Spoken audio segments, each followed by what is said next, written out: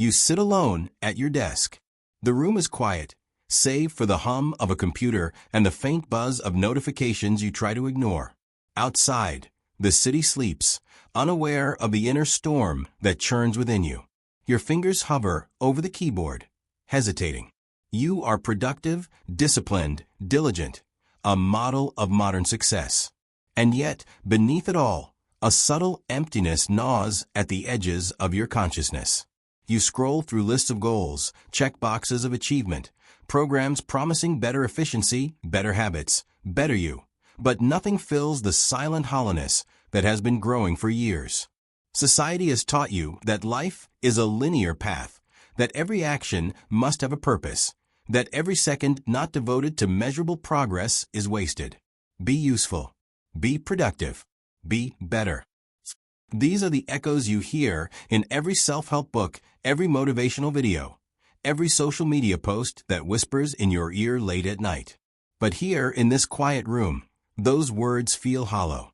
They feel distant, like advice meant for someone else. You begin to sense that something essential has been forgotten, not lost, but buried under layers of obligation and expectation. And then you notice it. A small notebook lying on the corner of your desk, a guitar collecting dust in the corner, a half-finished painting leaning against the wall. Hobbies, interests, things you once touched not for accomplishment, but for the joy of touching, for the pleasure of being absorbed fully in something that had no agenda. You remember the days when time melted, when curiosity was a compass, not a checklist. You remember doing something useless and feeling alive, expanded, human.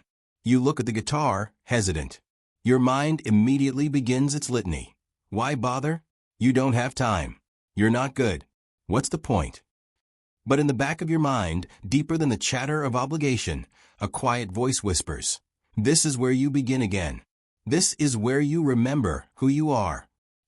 And in that whisper, the tension arises, the contrast between what you have been taught to value and what you have been longing to reclaim. Because here's the truth nobody tells you. Life does not unfold purely in schedules, goals, or achievements. Life unfolds in the spaces between them. Growth is not always measured by success. Sometimes it is measured by presence, by engagement, by allowing yourself to exist in ways that feel intangible yet profoundly nourishing. The act of doing something for no purpose, something that is not meant to impress, not meant to yield, is often the very thing that wakes the sleeping potentials within you. You see, your mind has been trained to measure everything. Even joy, even play, even curiosity has been evaluated, quantified, turned into a project with deliverables. And this obsession with purpose, while seemingly noble, has become a cage. It narrows your vision, constrains your imagination, and silences the subtle, unconscious whispers that contain the keys to your true potential. Every hour spent productively might feel safe, but every hour spent in purposeless curiosity is where transformation quietly begins. Imagine a child painting with abandon, their hands covered in color, their attention completely absorbed. There is no goal. There is no judgment. There is only presence, curiosity, and creation. That is not wasted time. That is the purest form of learning and growth. That is the blueprint your adult mind has forgotten.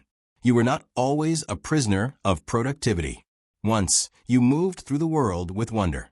You listened to the rhythm of your own heartbeat, trusted the pull of your interests, and allowed yourself to wander. Now, reflect on how rare those moments have become. How often do you allow yourself to do something just because it feels alive, not because it will enhance your resume, not because it will make you better in someone else's eyes? In our society, idle hands are often vilified, curiosity is commodified, and wasted time is the ultimate sin. And yet, the irony is brutal. The more you chase productivity, the further you drift from the true source of your creativity, resilience, and personal growth. The more you calculate, plan, and optimize, the more you suffocate the part of yourself that wants simply to be. And so here you are, standing at a quiet doorway, a hobby you once loved, a practice you abandoned, a curiosity left unexplored. You feel both fear and longing. Fear, because stepping into purposeless action feels like stepping into the unknown.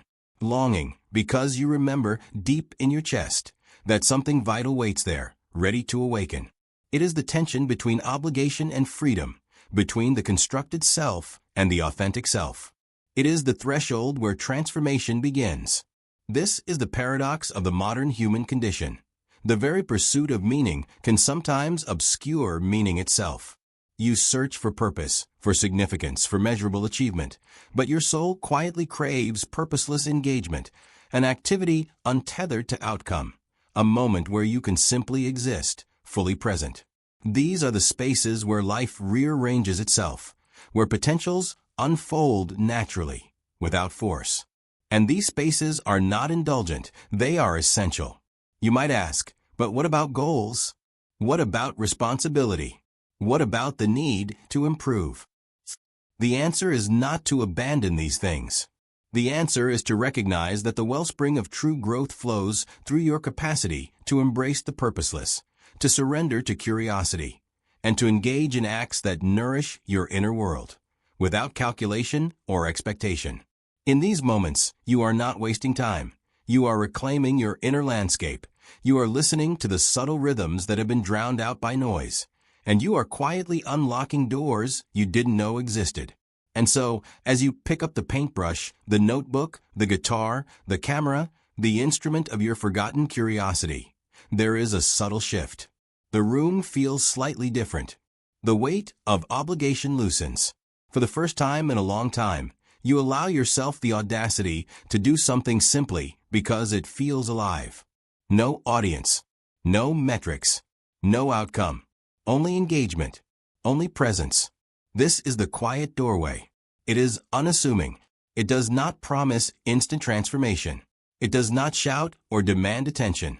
But it is there, waiting for the one willing to step through. And when you do, you will begin to remember a truth that has always been yours. That the path to your true potential is not always found in purpose-driven action, but in the freedom to explore, to play, to be fully and unapologetically human. And in that moment, as the first note plays, the first stroke touches the canvas, the first sentence fills the page, you begin to sense the subtle power of purposeless action. The tension between what society teaches and what your soul knows begins to dissolve. The illusion of constant utility fades. And you glimpse for the first time in a long while the profound possibility that growth, creativity, and self-realization can emerge not from effort alone, but from presence, curiosity, and the courage to do something for no reason at all. You close your eyes. You breathe. The quiet doorway is no longer intimidating. It is inviting. It is not a door to be forced open. It is a space to be entered willingly, patiently, and with reverence. And as you step forward, a small, almost imperceptible light begins to illuminate the corners of your mind, a light that has been there all along, waiting for the moment you allowed yourself to play, to wander, to exist, without purpose. Here, at this threshold, the journey begins. The moment you allow yourself to engage in an activity without purpose, a subtle shift begins in the mind. It is almost imperceptible at first, like the soft rustle of wind before a storm, yet it carries the weight of profound transformation. Psychology and philosophy converge here, revealing a truth that has long been buried beneath the structures of logic, efficiency, and social expectation. The soul thrives in spaces that appear, on the surface, to be useless. Carl Jung spoke of individuation, the process by which the unconscious gradually shapes the conscious self. He observed that the psyche communicates not through direct instruction, but through symbols, impulses, and spontaneous attractions. The hobbies we abandon, the curiosities we suppress, are not trivial. They are invitations from the unconscious to explore what lies beneath the surface. They are the unconscious speaking, softly, insistently, asking us to remember who we are beyond societal roles, beyond achievements, beyond the constant striving for recognition or reward. When you pick up that paintbrush, that instrument, or that notebook, you are not merely engaging in a trivial activity. You are conversing with your inner world, listening to the subtle signals that reveal latent strengths, desires, and capacities. Nietzsche called this play the highest expression of the human spirit, not constrained by necessity, utility, or outcome. Play is not frivolous. It is the fertile soil in which authenticity grows. When you play, without pressure, without expectation, you tap into a creative energy that cannot be manufactured by discipline alone. It arises naturally when the ego loosens its grip, when the mind ceases to measure, and when the heart opens to experience. Consider the paradox. In our hyperproductive society, everything is measured, optimized, and monetized. Even leisure has been commodified. Yet, the more we chase external rewards, the further we drift from the intrinsic motivations that give life depth and meaning. The human psyche does not thrive on metrics alone. It thrives on curiosity, on wonder, on experiences that are pursued for their own sake. This is why purposeless hobbies are not a distraction. They are the very mechanism through which growth, creativity, and resilience emerge. Modern psychology validates this in subtle ways. Studies show that when people engage in flow states, moments of complete immersion in an activity, the brain's reward system activates in patterns that enhance learning, memory, and problem-solving. Flow is rarely achieved when we act with calculation or expectation. It emerges when we surrender to the moment, when we engage in something for the sheer pleasure of engagement itself. A hobby with no purpose is fertile ground for this state. It is a form of self-directed therapy, a way to integrate fragmented parts of a psyche, to cultivate focus, patience, and joy without external validation. And yet, the ego resists. It whispers, why waste time? Why not pursue measurable goals? Why not improve yourself? The resistance is natural. It is the mind attempting to protect itself from uncertainty. The ego is accustomed to control, to predictability, to results. It cannot see that the unconscious operates in mysterious, nonlinear ways, that the seeds of transformation are often sown in silence, in imperceptible gestures, in activities that appear insignificant. The ego fears purposelessness because it cannot calculate its utility, but the unconscious delights in it, for it is here that the soul is nourished. Think of it like a garden left fallow. If you plant seeds and immediately demand harvest, the soil becomes exhausted. If you tend only to output, the richness of the earth diminishes.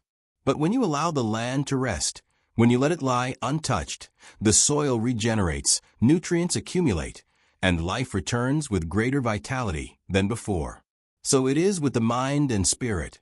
Purposeless engagement is the fallow period that rejuvenates the soul, that allows creativity to blossom, that nurtures potentials that cannot be forced.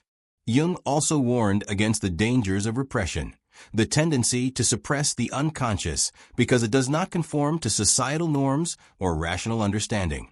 When hobbies, passions, or playful curiosities are dismissed as useless, the psyche retreats, leaving the individual fragmented. Anxiety, boredom, and a sense of emptiness emerge as symptoms of a deeper neglect. By contrast, when you honor even the smallest impulses toward purposeless activity, you acknowledge the richness of your inner life. You give space for imagination, reflection, and self-discovery. You allow the psyche to realign with itself. Nietzsche, too, understood that human growth is not purely linear. He celebrated the notion of amor fati, love of one's fate, including the unpredictable, uncontrollable, and seemingly meaningless moments of life. When you engage in an activity without demand or expectation, you are practicing amor fati in miniature. You are embracing the randomness of existence, allowing the chaotic, playful, and spontaneous to enter. And in doing so, you cultivate resilience, flexibility, and an inner freedom that cannot be imposed from the outside. Consider the internal and external worlds.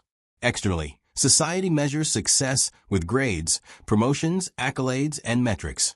Internally, the mind seeks meaning through exploration, self-expression, and engagement with intrinsic passions.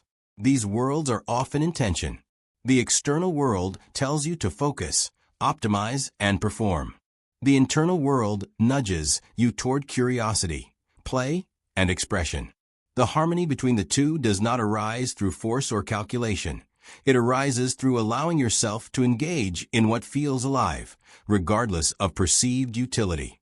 This is why hobbies with no purpose are profound. They are mirrors held up to the unconscious. They are laboratories for the soul. They are spaces where the ego steps aside, and the deeper self can emerge. Painting, gardening, writing, playing music, tinkering, collecting. These activities seem trivial only if you view life as a ledger of accomplishments. Viewed through the lens of the psyche, they are gateways to insight, creativity, and transformation. The irony is that the very activities that appear useless are often the ones that shape your capacity to engage meaningfully with the world. When you paint, you may also learn patience. When you garden, you may also learn attention to subtlety. When you play music, you may also learn rhythm, harmony, and flow. These lessons are not imposed. They are absorbed naturally, silently, without the pressure of conscious effort. This is the brilliance of purposeless engagement. It fosters growth without the ego's interference, allowing potential to emerge organically. And so, you begin to see that life's greatest lessons are rarely found in schedules, planners, or productivity hacks. They are found in quiet, playful engagement.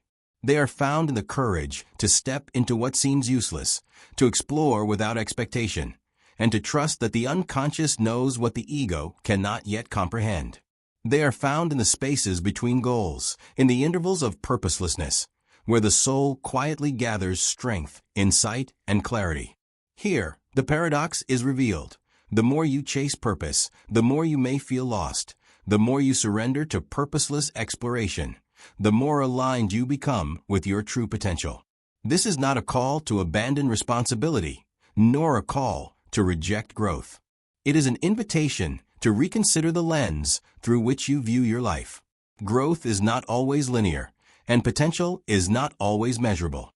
Some of the most profound transformations emerge quietly, in moments that seem trivial, in activities that serve no one but your own consciousness. And in these moments, you come to understand a fundamental truth. The soul does not thrive on outcomes. It thrives on presence. It thrives on engagement. It thrives on the courage to allow yourself to exist fully, even in ways the world deems unnecessary.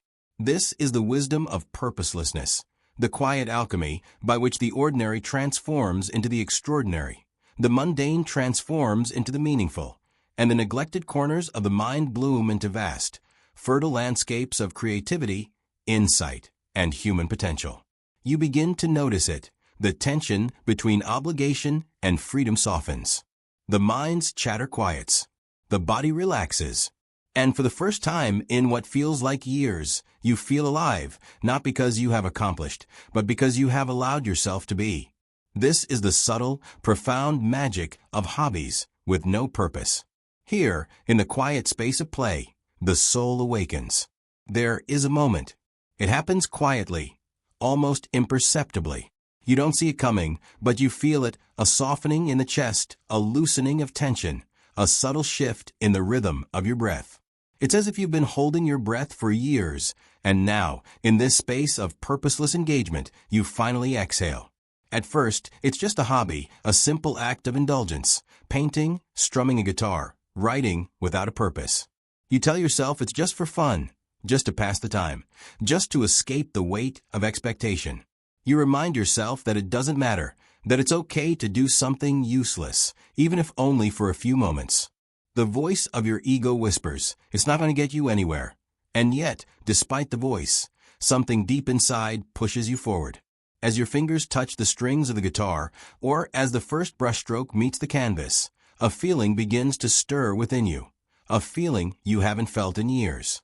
It's hard to describe, but it's there a sense of freedom, of release, as if you are being carried away by something larger than yourself. Time slows down. The weight of the world seems to fade. Your mind becomes still. It is the first moment of peace you've had in what feels like forever. You pause for a moment, and for the first time, you realize that you're not trying to make something happen. You're not trying to prove anything. You're not thinking about outcomes, deadlines, or results. You are simply existing in the moment, fully immersed in the act of doing. The ego, with all its expectations and demands, recedes into the background. In this moment, there is no need for perfection, no need to impress, no need for anything other than the simple joy of expression. It's strange, this shift.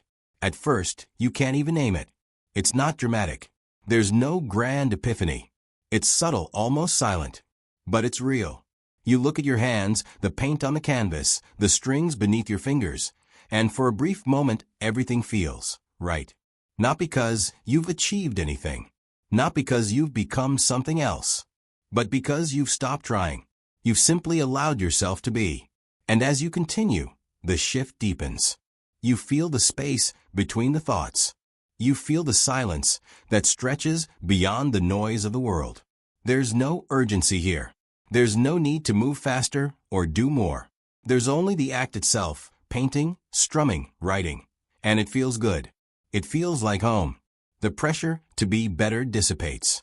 The need for validation, approval, recognition, all of it fades into the background. All that matters is this. Something else happens, too. You start to notice things you didn't before. The way the brush glides across the canvas, the way the guitar strings vibrate beneath your fingers, the small nuances of sound and touch that you've been too distracted to appreciate. You begin to understand, in the most intuitive sense, that creativity doesn't need a reason to exist. It doesn't need justification. It exists because it is. And in this realization, something profound happens within you. You begin to trust yourself again. You remember that part of you, the part that once created without hesitation, without judgment, without fear of failure. The part of you that could lose hours in a world of imagination, in the pure joy of making something simply because it felt good to make it. That part of you didn't care about purpose. It didn't care about results. It just cared about the process, the flow, the experience of being fully alive. And for the first time in years, you start to feel a flicker of that same energy, that same unguarded, fearless creativity. You realize slowly that this is where potential begins, not in the manic pursuit of productivity, not in the constant striving to achieve, but in the quiet moments of creative play, of doing something just for the sake of doing it. You catch yourself smiling for the first time in days, maybe even weeks. The smile feels unfamiliar, but good. It's not a smile of accomplishment. It's not a smile of achievement. It's a smile of recognition. Recognition of yourself, of the part of you that has been buried under the weight of expectation. Recognition of the freedom you've forgotten you had. The freedom to exist without always having to prove. To create without always having to measure. You continue with your hobby, painting, playing, writing. It feels effortless now. The tension has loosened. And you are no longer fighting against time, against expectation, against yourself. You realize that you've stumbled upon something profound, the ability to be fully present without the need to justify it, without the need to be productive. You've discovered a new way of being in the world, one that doesn't require constant striving, constant proving. You've discovered a way to simply exist, to create, to play, and to trust that the act itself is enough. In that moment, you understand something deeply. The potential you've been seeking was never outside of you. It was always inside, waiting for you to stop running, to stop chasing, to stop measuring. The potential you sought was never in the productivity, the metrics, or the goals. It was in the simple act of being, of allowing yourself to be drawn into something simply because it felt right. You've stopped trying to force your potential. You've stopped trying to control the outcome. And in that surrender, in that trust, your potential begins to unfold naturally, like a flower blossoming in its own time. The moment something shifts is not always dramatic. It's not always accompanied by a loud revelation, but it is always real. It is the moment when you finally let go, when you stop forcing and start flowing, when you allow yourself to exist fully, without the pressure of purpose. And in that moment, you realize that this is where true growth begins, not in the pursuit of goals, but in the freedom to explore, to create, and to be. As you continue, you feel lighter, freer, more alive. You begin to trust the process, knowing that it doesn't need to go anywhere. It doesn't need to result in anything. It is enough in itself. And in this realization, you uncover a quiet, powerful truth, that your true potential was never bound by effort, by deadlines, or by the need for results. It was always waiting, silently, in the spaces of purposelessness, in the act of simply being. This is the moment when everything changes, not because you did something monumental, but because you allowed yourself to exist without expectation. And in that space, everything you've been striving for, everything you've been searching for, begins to find its way to you, naturally, effortlessly, and in its own time.